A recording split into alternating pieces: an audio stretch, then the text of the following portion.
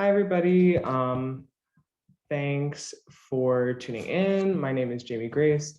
I'm the policy coordinator here at Free State, and we just wanted to run down the state of things in the legislative session. We're halfway through March and we have lots to share. Yeah, I'm Jamie Grace. I use they, them, or she, her pronouns. Hi, everyone. My name is Jeremy Lemaster. My pronouns are he and they, and I'm the Executive Director of Free State Justice.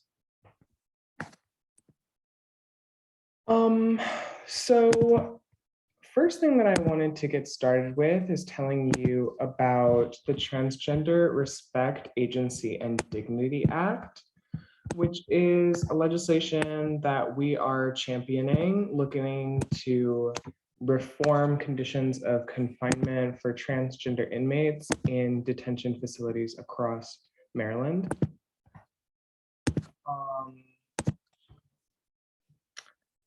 Okay, so the top line biggest thing that this legislation would do would mean that trans people who are incarcerated could be placed in wherever they are safest.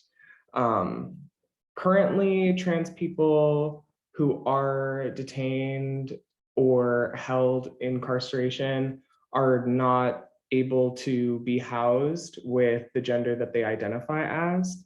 And this bill seeks to change that. As we've seen like really staggering levels of violence against trans people who are incarcerated, we think that this will do a lot to address some of that.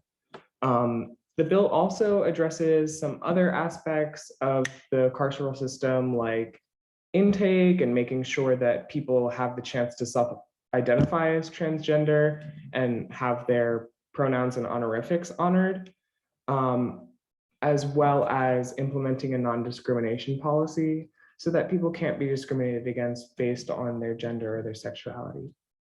We're also really proud of the housing component because you can't, under this legislation, you can't reject somebody's housing request because of the anatomy that they have, which is currently how trans inmates' requests are rejected under the current system.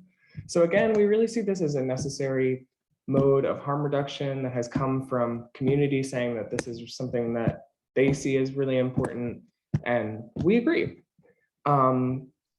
So the bill number for this is SB 550.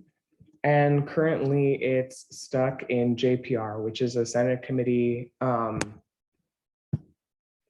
And that's what we're here to talk about. We're here to get some help trying to get the senators of that committee to see this bill and another bill that Jeremy will tell you about in a little bit as an issue that is like not controversial, but common sense and important enough to be held up for a vote, because I believe in this legislation and I think that if they put it up for a vote, it'll pass. So really our enemy in this is like apathy or inaction. So really, I think that it would mean a lot if we can contact the senators of JPR at this time. So at the end of this, we'll go through how to contact your legislator, how to find out who your legislator is and who the specific targets of this legislation are so that you can feel equipped to do what you got to do with this legislation. But for now, I'm going to stop sharing my screen and hopefully y'all got a chance to read some of the what does the bill do.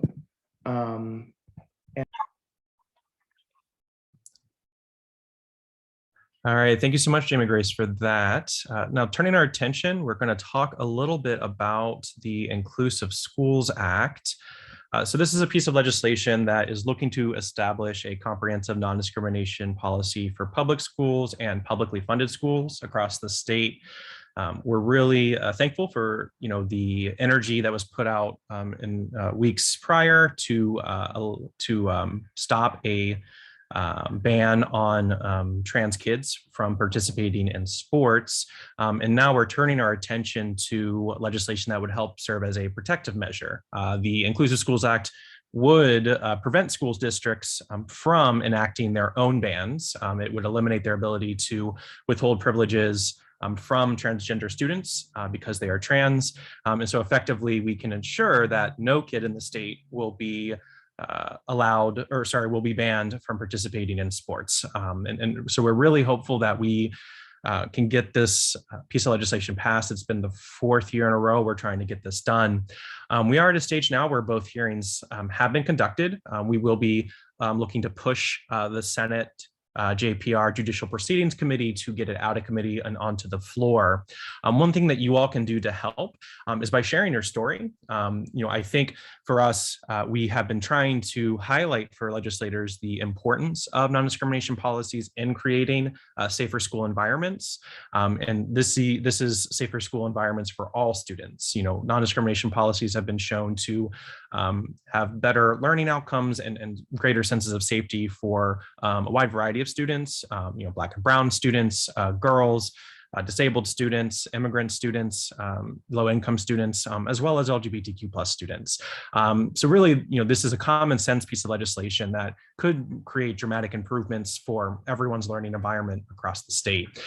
So if you have had sort of negative experiences where you feel like you have been treated differently because of who you are, how you look, or how you show up in the world, and you're comfortable sharing your story, we would love to hear it. I think by sharing more and more of these stories, we can make sure that our legislators know that this is happening in schools, and we are leaving our kids and families without any clear protections and without any clear process or path to raise complaints. And we want to make sure that we put a stop to this. So on our website, and we'll be sort of sharing this as well in our follow-up recording, is looking to collect any form of testimony. There is an opportunity to be contacted as well after we've collected testimony. We do enjoy speaking with individuals and talking through their issues. And again, the purpose of this story collection is to really provide narratives to hand over to the legislative body. So I think this is an easy way that folks can get involved and just really share their stories. Beyond that, as Jamie Grace had mentioned, both the prison reform bill and the Inclusive Schools Act are sitting with different committees in the House, but the same committee in the Senate. And so today, I think reviewing our list of Judicial Proceedings Committee members and contacting ones that you feel you're comfortable contacting, or ones that might be your actual representative, and just letting them know that this really is a priority bill and that we're looking to them to stand up and really ensure protections for all kids across the state. So like I said, we'll be linking this in the chat, so you'll have links to all of our JPR Senate members, and their contact information can be readily found just by clicking on their names. The other thing I'll just sort of highlight while we're here, if you do click over to sort of the main page for the Judicial Proceedings Committee, there is a link to their YouTube channel. For me, as we progress through session, it is quite possible that this piece, our legislation, will be put up for votes. And when our legislation is put up for votes, it's important for us to tune in as viewers and kind of sort of watch and see how our legislators are navigating these issues and how they're voting on them. And that way we are able to be responsive should there be issues that arise during these sessions. One thing that I know I've done, as you can see, I've subscribed, so I actually get alerts whenever our JPR committee decides to go into session, just so I could kind of know if I need to check in and see progress on our bills. But I've found this move to YouTube and streaming to be a really amazing advancement and enhancing accessibility to our legislative process, and really giving more transparency to it as well. And I really encourage those of you that are interested in this type of engagement, this political engagement. This is something that you can now do from the comfort of your home to some extent. We no longer have to necessarily show up in the room at Annapolis every single time. We can sort of rely on virtual spaces to sort of conduct this type of oversight and advocacy work. So again, we're really excited to sort of be pushing for these pieces of legislation this session, and really excited to have other people sort of join in and support and advocating for them. We have a number of weeks left in session. A lot can happen between now and then, and we'll be working to keep you updated as things progress. So that's all I have today. Jamie Grace, is there anything else that we want to share out or discuss before we sign off? Sure. I just wanted to share a sample of an email to a legislator that I have here. If you'll give me just one moment. Okay. Here is a sample email for SB 550, the bill that I was talking about earlier. So introducing yourself and where you're from, that's really important because senators really like to listen to people from their district. Again, for both of these legislations, part of the reason why they're not being put up for a vote is because they're being seen as controversial. And we know that trans rights and trans lives and queer people are not controversial. It's common sense. So that's one thing to stress, but then, yeah, not controversial. Just giving you a second to take a look at this. Again, this is more of the summary that we had on the last one pager that I showed you. But again, you want to just talk about that you care about this and they should too.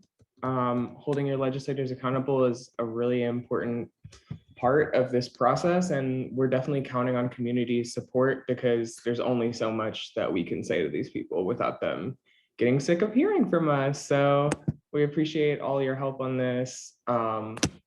And thank you for coming. Thank you for watching. Bye.